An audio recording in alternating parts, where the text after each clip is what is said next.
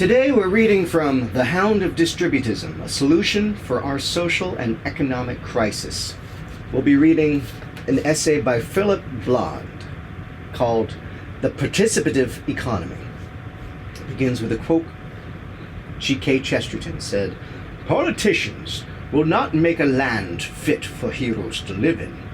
It is heroes who make a land fit for all the other poor people to live in, even such poor little people as politicians." The economy that was destroyed in medieval Europe was a Catholic economy. And in part what I want to suggest to you is that a Catholic economy is what we actually need today. Because both secular forms of liberation we've been promised in the United Kingdom and in the United States, from the left and from the right, have been disastrous. Let me tell you why. I'm building here on the perspectives of the great Edwardian Catholic thinkers, Hilaire Belloc and G.K. Chesterton. According to Belloc, the real change from the medieval economies that both modern socialism and capitalism dispossess. Socialism dispossesses the worker for the sake of the general good. Capitalism dispossesses for the sake of the monopolizing capitalist. So you now have two systems of dispossession. The post-war welfare state settlement is nothing other than the left-wing acceptance of the dominance of monopoly capitalism.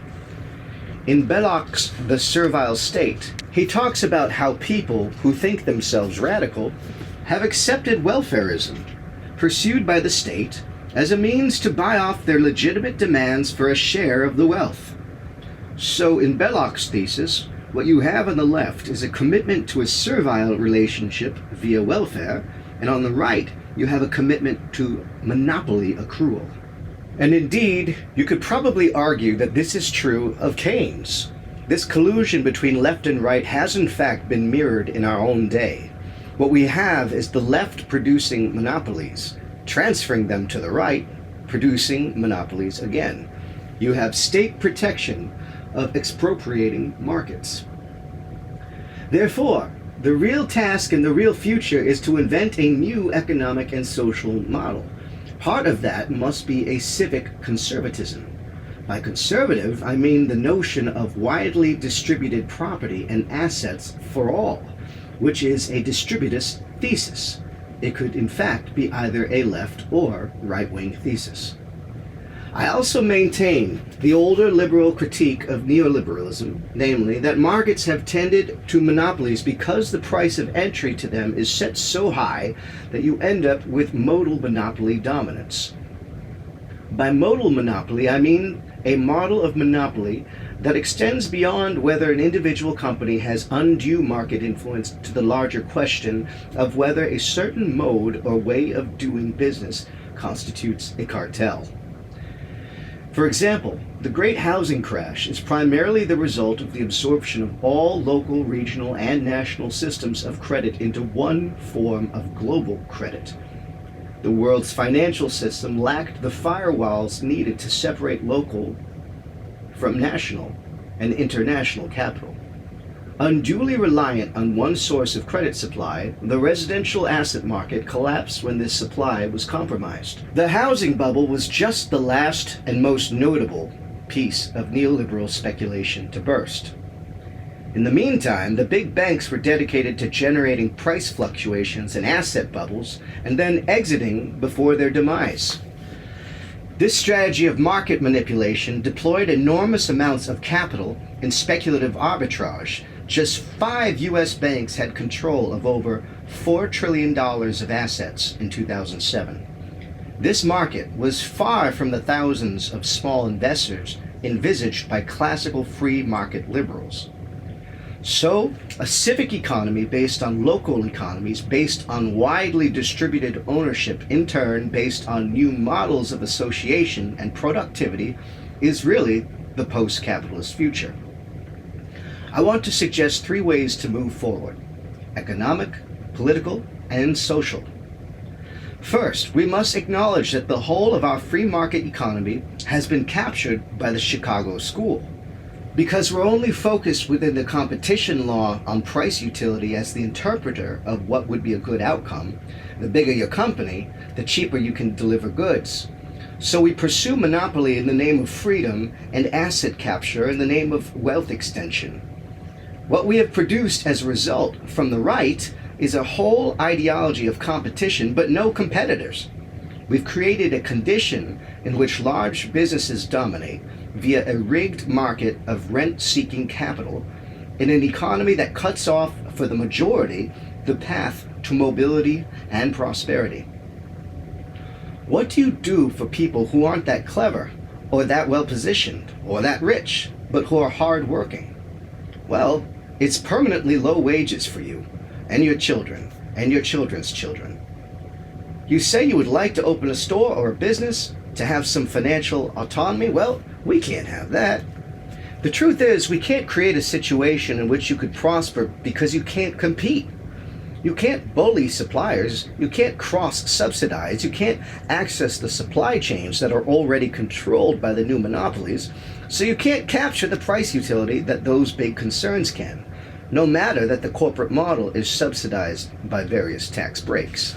Consequently, there is no route out for many of those in the bottom half of the population. Until we can change that economic structure, we cannot break the law. So staying within the private sector, we need to adopt an older liberal model and broaden it with a Catholic distributist account of the notion of various plural senses to give human beings a chance at a stake in the world.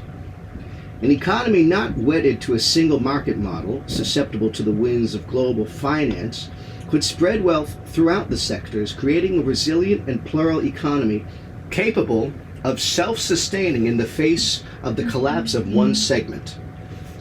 I believe in the free market, but we haven't had a free market. In a brilliant paper, the head of monetary stability at the Bank of England, Andrew Haldane, recently asked why the speculative economy has done so well. Because the state has taken all the risks. Capital will always seek the highest return, and if you look at the rise of the state and the way it has legislated the banking sector, it has essentially, through deposit, capital, and liquidity insurance, taken on the risk of investment banking activity. Investment bankers can take any risk and not pay any price. Because of this, all capital is centralized. Why would you go to Wisconsin to open a smelting plant when you can get a much safer and higher return in Wall Street or the City of London because you are engaging in the highest return activity at a risk premium covered by the taxpayer? The most you can lose in high finance is your original stake, and sometimes not even that, as there seems no limit to what the state will do for finance capital.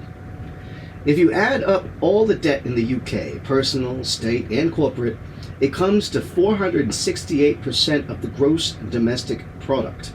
This could mean 10 to 20 years of deleveraging, a generational economic contraction. There's nothing free about that.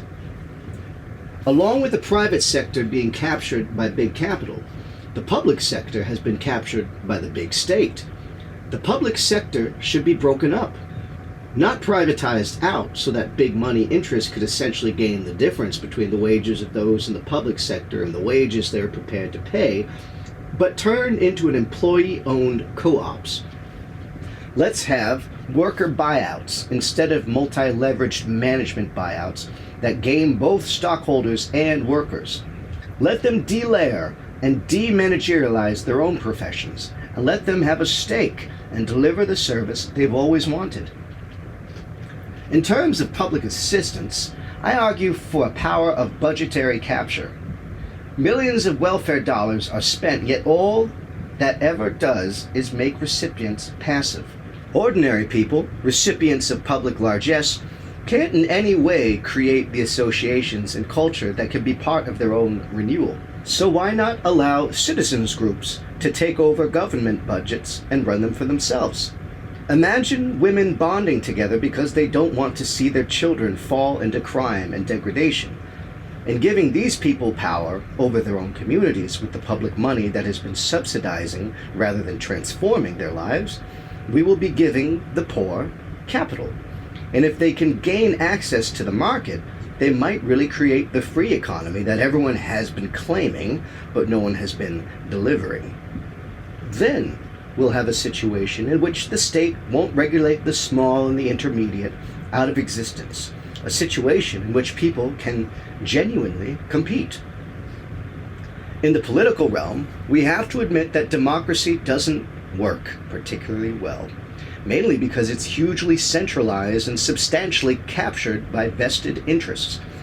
We need to turn it upside down, a doctrine of radical democratic subsidiarity that would allow local associations both to select and vote for their own candidates. We can't do that in the current political settlement. It's too locked. But if, like budgetary capture, we had a democratic capture, we could send democracy back to the streets. If we could ally that political economy with actual democracy, we could really have bottom-up associations and render the central state increasingly superfluous. This sort of subsidiarity isn't a fetishization of the small. It's a belief in the most appropriate, and that can even be large transnational corporations.